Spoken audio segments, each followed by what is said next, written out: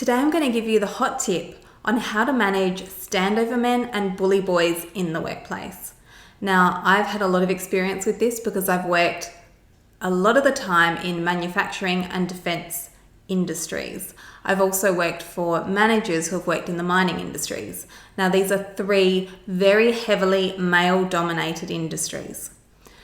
The men in these organizations, not in all cases, but largely, get what they want by dominating and being aggressive. It's effectively an intimidation tactic.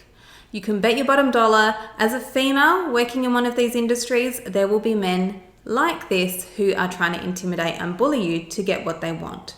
But don't worry, it's not just women, it's anyone who they consider to be weaker than them or anyone who they want to push down in order to advance their own wants, needs, and careers.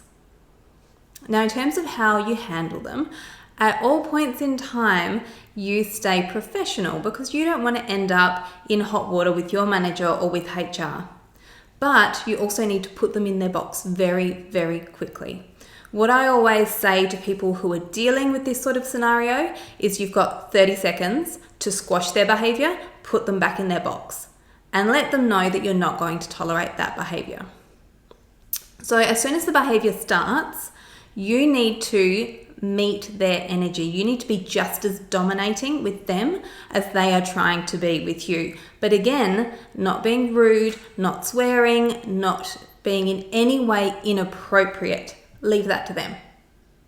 What you're going to do is be assertive and firm to let them know that you're not putting up with any of their rubbish.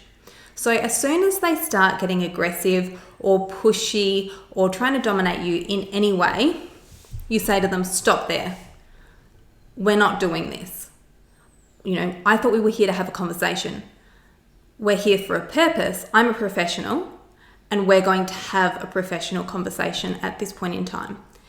If, however, you want to play this game that you're playing, I'm happy to play it, but understand that I'm going to meet your energy with my own. Understand that if you want to play this game, I'm happy to go in 100% of the way. Alternatively, we can have a conversation. It'd be a much better and more professional way to handle this. Something along those lines. So you put them back in their box. Usually with bullies, particularly standover bullies, the dominant, aggressive bullies, they're used to getting their way through their behavior and they're used to people shrinking down as soon as they start getting aggressive or as soon as they start getting demeaning. So when you actually stand up to them and say, stop, we're not playing this game, I am not doing this, in whatever way is appropriate for you, they will usually back down very quickly and say, oh, no, that's not what I meant. Fine then, let's start again. Let's have a professional conversation. So that's effectively how you deal with them. If they start getting dominant and aggressive again during the meeting, again, push it right down. Stop it instantly. We've had a discussion, we're not doing this. What are you doing? Why are you talking in this way? It's not appropriate and I won't accept it. You'll find going forward, they'll be less likely to take you on. They'll be less likely to mess with you because they know that you're not going to tolerate it and you're not going to put up with it and you're not going to shrink away.